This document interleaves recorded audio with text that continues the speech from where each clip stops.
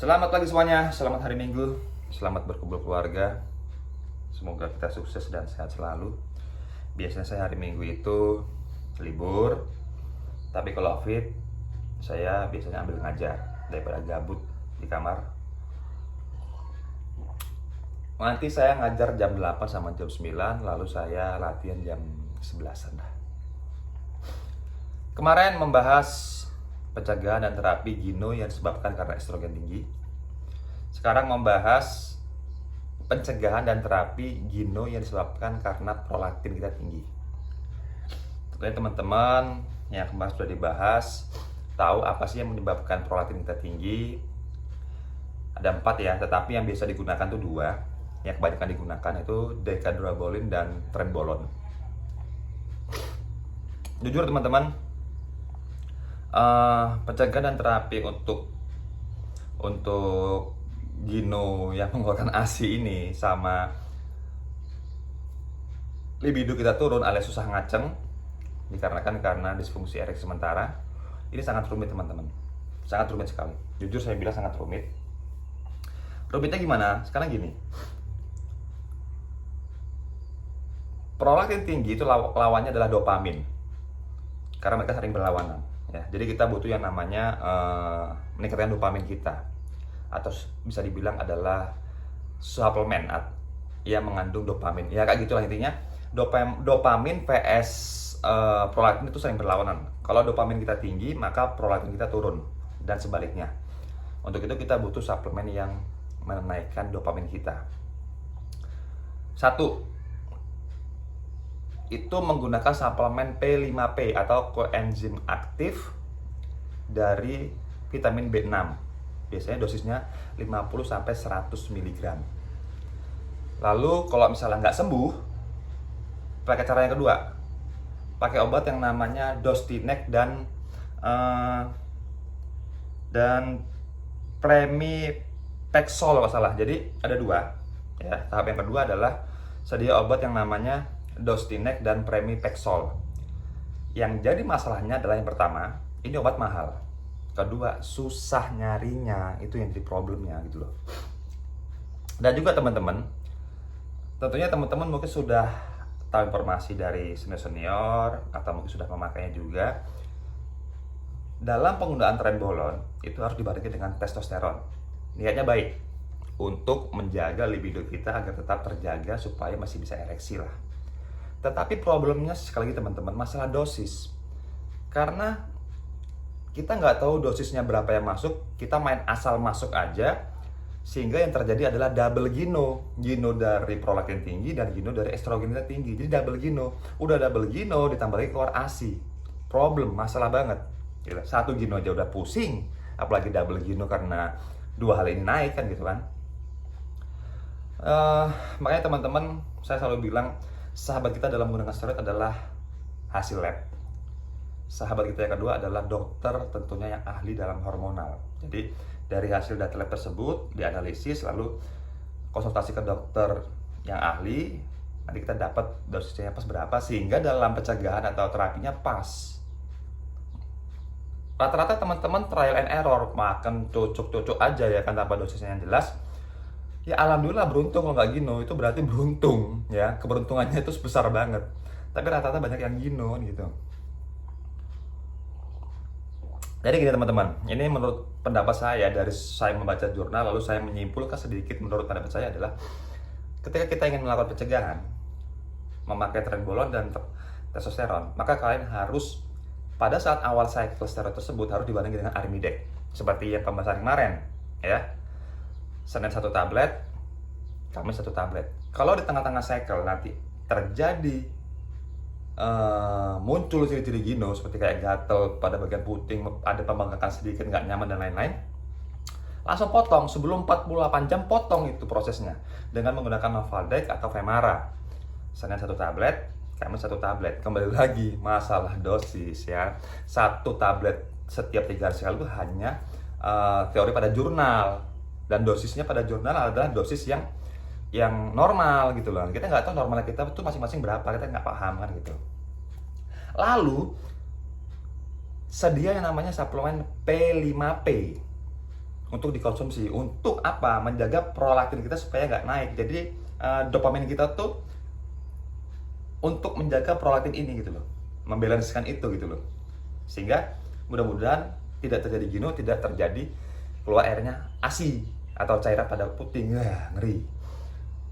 Dan jangan lupa juga selalu sedia namanya itu tadi Dostinex sama Pramipexole itu sendiri ya. Ya kita kan semuanya hanya mencoba mencegah gitu. Tetapi teman-teman yang paling sulit adalah ketika memang jenuh sudah tidak bisa diobati, maka apa yang terjadi? Kita akan kehilangan estetik pada tubuh kita. Badan bagus tapi kok mancung putingnya gitu kan. Itu menurut saya kurang estetik gitu kan. Yang kedua pasti sangat tidak nyaman. Kecil aja nyeri, dipegang aja sakit, apalagi gede banget kan gitulah. Kena goyangan pasti sakit gitu loh. Solusi yang terakhir adalah operasi. Kita ketahui operasi itu ya mahal ya kan. Saya pernah tanya-tanya sekitar ada yang 70 juta operasi. Mungkin teman-teman nanti tanya sama saudara-saudara sudah operasi ya, senior tersebut operasi habis berapa gitu kan.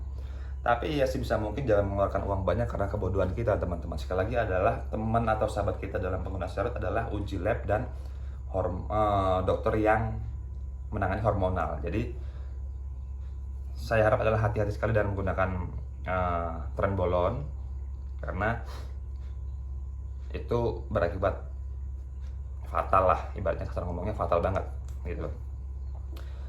Semoga ini bermanfaat teman-teman ya, semoga bermanfaat.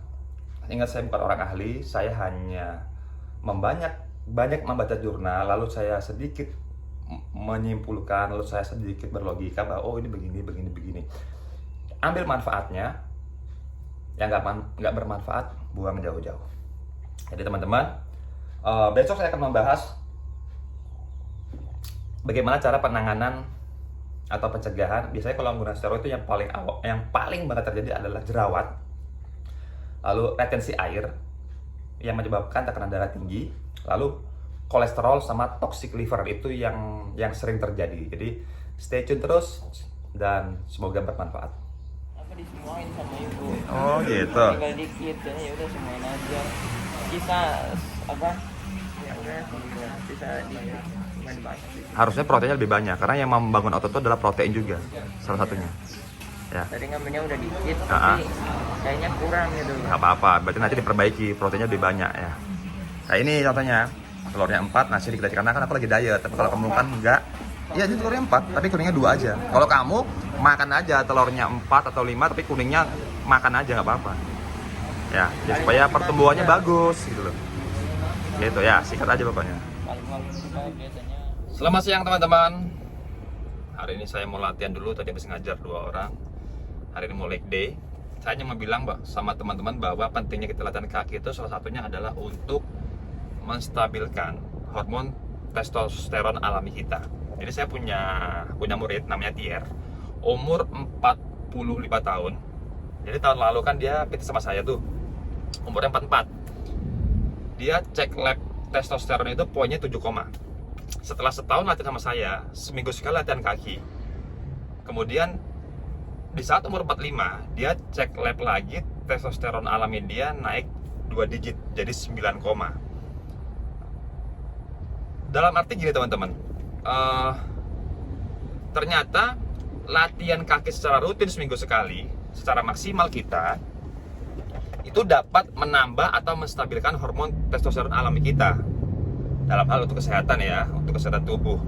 Kan ada teori mengatakan bahwa semakin bertambah usia maka hormon testosteron kita semakin menurun. Itu memang benar. Tetapi faktanya dengan kita olahraga, latihan kaki, dengan fitness, atur pola makan dan lain-lain, selalu mengurangi habit-habit yang dapat menyebabkan tubuh kita menjadi tidak baik, ya seperti kayak habit begadang, dugem, minum alkohol, merokok dan lain-lain. Tier ini dulu perokok, Tier ini dulu peminum. Dia orang Prancis. Dia perokok, dia peminum, juga kelabres juga, sering clubbing. Lalu dia merubah habitnya menjadi lebih baik. Testosteronnya sekarang jadi 9, Jadi buat teman-teman, maksud saya adalah buat teman-teman yang masih berpikir bahwa, terutama yang body contest ya, saya kan cuman kelas yang nggak dinilai kakinya, kelas super new muscle, middle, Saya kan nggak dinilai kaki, jadi ngapain saya latihan kaki itu salah. Justru dengan kita latihan kaki, selain menstabilkan hormon testosteron kita, juga dengan latihan kaki, upper body kita juga akan ikut lebih cepat berkembang, ya. Jadi dengan latihan kaki, salah satunya adalah upper body kita juga ikut cepat berkembang. Jadi buat teman-teman, walaupun kalian kelasnya sprint muscle, new muscle middle yang nggak dinilai kakinya, tetap latihan kaki, karena pada saat di panggung penjurian, itu estetik atau proporsionalnya benar-benar terlihat jelas oleh juri.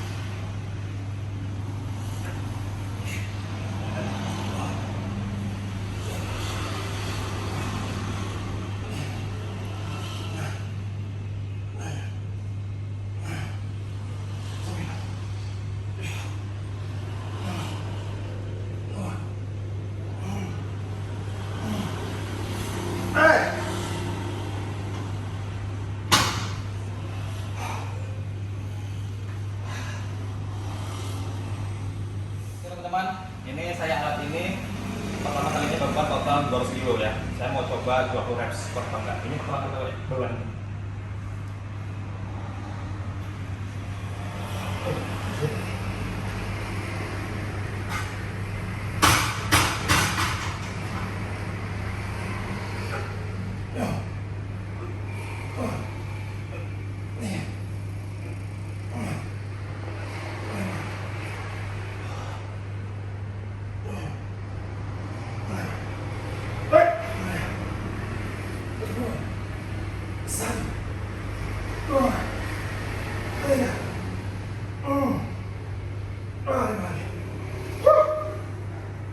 Bisa.